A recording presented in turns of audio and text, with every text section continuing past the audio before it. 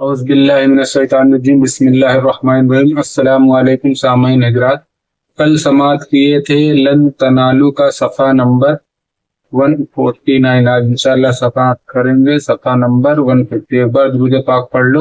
اللہم صلی علی سیدنا شفیعنا نبینا وحبیبنا مولانا محمد بارک وسلم، صلاۃ و سلام علیکہ سیدی یا رسول اللہ صلی اللہ تعالی علیہ وسلم۔ بسم اللہ الرحمن الرحیم، اللہ کے نام سے شروع جو نہایت مہربان رہنے والا ہے۔ آگے اللہ تعالیٰ ارشاد فرماتا ہے وَابْتَلُوا الْيَتَامَى حَتَّى إِذَا بَلَغُوا النِّكَاحَ فَإِنْ آنَسْتُم مِّنْهُمْ رُشْدًا فَادْفَعُوا إِلَيْهِمْ أَمْوَالَهُمْ وَلَا تَأْكُلُوهَا إِسْرَافًا وَبِدَارًا أَن يَكْبَرُوا،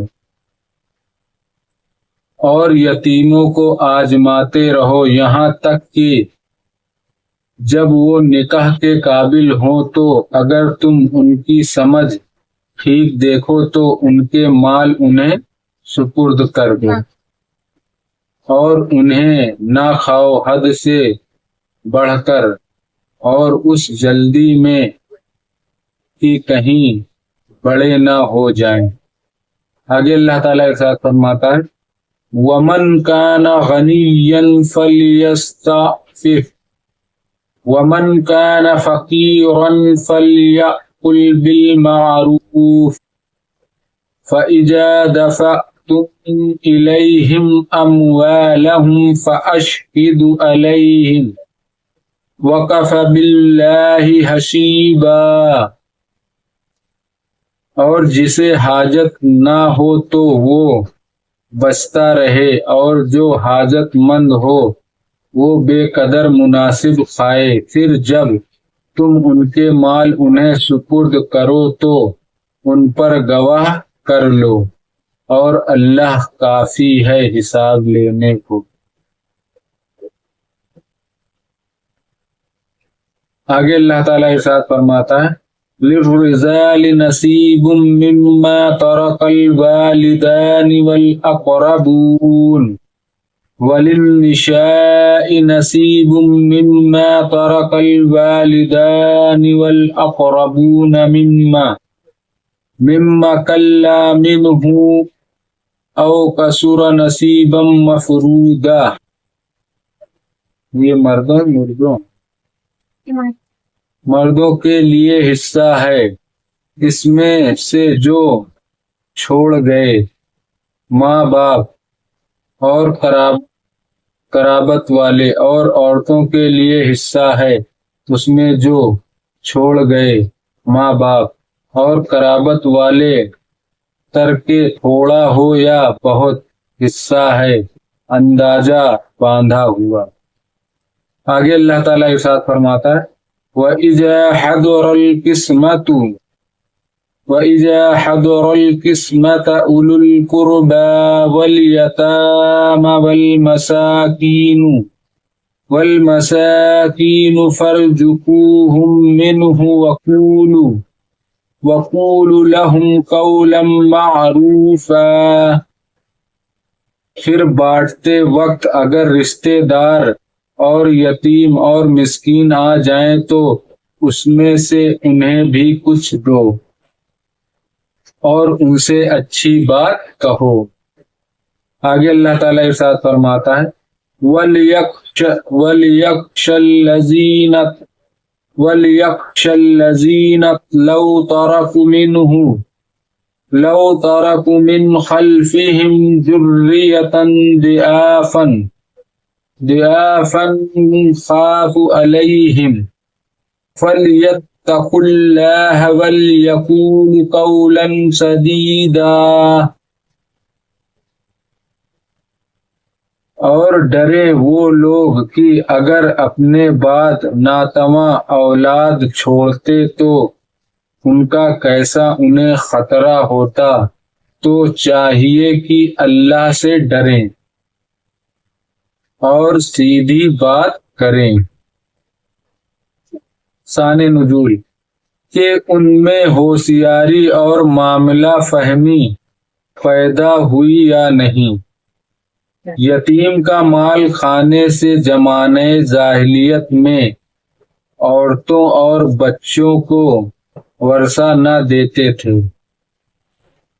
اس آیت میں اس رسم کو باطل کیا گیا۔ پہلے کوئی جو رسم تھی مگر وہ صحیح نہیں تھی تو اس کو باطل کر دیا۔ اجنبی جن میں سے کوئی میت کا وارث نہ ہو قبل تقسیم، اور یہ دینا مستحب ہے۔ اس میں عذر ضمیل، وعدہ حسنہ اور دعائے خیر سب داخل ہے۔ اس آیت میں میت کے ترکے سے غیر وارث رشتہ داروں اور یتیموں اور مسکینوں کو کچھ بطور صدقہ دینے اور قول معروف کہنے کا حکم دیا۔ اگر کوئی جیسے ماں باپ ختم ہو گئے اور پھر جب مال کا بٹوارا ہو رہا ہے تو پھر اگر کوئی غریب یتیم مسکین ہے تو اس کو بھی اس میں سے دینا چاہیے کچھ صدقے کے طور پر۔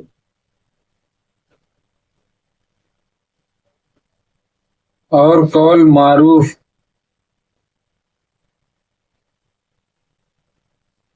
دینے اور کہنے کا حکم دیا۔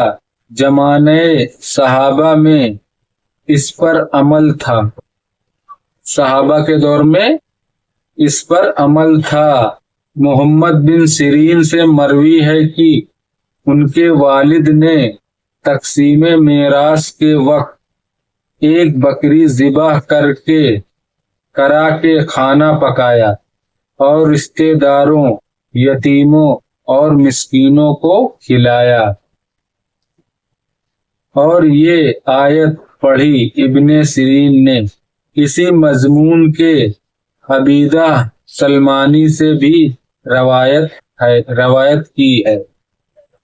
جیسے ہوتا ہے نا انتقال جب ماں باپ کا کسی کا ہو جاتا ہے تو بعد میں 40واں 30واں کرتے ہیں، وہ سب یہی سب صدقہ ہے اور ان کے لیے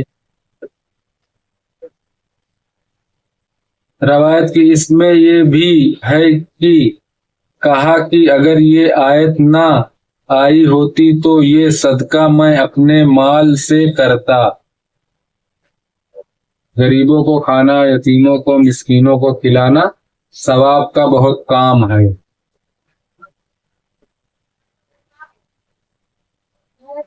تیجا جس کو سوئم کہتے ہیں اور مسلمانوں میں معمول ہے، وہ بھی اسی آیت کی اتباع ہے، اسی آیت کے مطابق ہے۔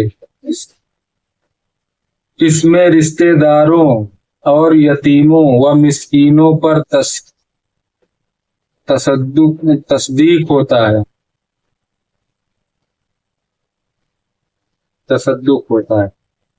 اور کلمہ کا ختم اور قرآن پاک کی تلاوت اور دعا قول معروف ہے، سب یہ سب اسی آیت کے ضمن میں آتے ہیں۔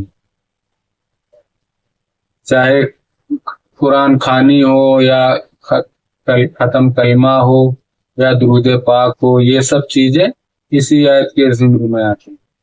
اس میں بعض لوگوں کو بیجا اصرار ہو گیا ہے، بہت لوگ اس سے بیجا اصرار کرتے ہیں کہ یہ تو دوسروں کا طریقہ ہے، یہ کہاں قرآن میں لکھا ہے، حدیث میں لکھا ہے، یہ سب چیزیں ہیں۔ جو بزرگوں کے اس عمل کو ماخذہ تو تلاش نہ کر سکے کہ اس کا مطلب کوئی توڑ تو تلاش نہیں کر پائے کہ حدیث میں کہیں لکھا ہو، ہے ہی نہیں ایسا، یہ سب بزرگوں کا عمل ہی تھا، تو پھر یہ منع کہاں سے ہو سکتا ہے۔ تلاش نہ کر سکے باوجود کہ اتنا صاف قرآن پاک میں موجود تھا، اس میں موجود ہی ہے، لیکن انہوں نے اپنی رائے کو دین میں دخل دیا، اپنی رائے کو ہی دین میں دخل دے دیا کہ میری ہی رائے سب کچھ ہو، اور عمل خیر کو روکنے پر مصر ہو گیا۔ یہ نیک کام ہے نا، نیک عمل کو وہ روکنے پر مصر ہو گئے۔ اللہ ہدایت کرے، آمین۔ ایسے لوگوں کو اللہ ہدایت دے۔ وسیع اور یتیموں کے ولی اور وہ لوگ جو قریب موت مرنے والے کے پاس موجود ہوں۔ صدق اللہ العظیم۔ باقی انشاءاللہ کل سماعت کریں گے صفحہ نمبر 151۔ بسم اللہ الرحمن الرحیم۔ صلی اللہ علیہ نبی المی وآلہ صلی اللہ وسلم، صلاۃ و سلام علیک سیدی یا رسول اللہ صلی اللہ تعالی علیہ وسلم۔ یا اللہ یا رحمان یا رحیم یا مالک القدوس، یا اللہ ہم نے جو قرآن پاک کی تلاوت کی، اس کا پڑھنا سننا قبول عطا فرما۔ یا اللہ اس کے پڑھنے میں کسی قسم کی غلطی، گستاخی، بے ادبی اپنے رحم و کرم سے معاف عطا فرما، اور ہم سب کو صحیح پڑھنے کی توفیق عطا فرما۔ یا اللہ ہم سب تیری بارگاہ میں توبہ کرتے ہیں۔ استغفر اللہ ربی من کل ذنب واتوب الیہ، استغفر اللہ ربی من کل ذنب واتوب الیہ، استغفر اللہ ربی من کل ذنب واتوب الیہ۔ سبحانک ذی العزۃ عما یصفون وسلام علی المرسلین والحمد للہ رب العالمین۔ بحق لا الہ الا اللہ محمد رسول اللہ صلی اللہ تعالی علیہ وسلم۔ السلام علیکم رحمۃ اللہ تعالی وبرکاتہ۔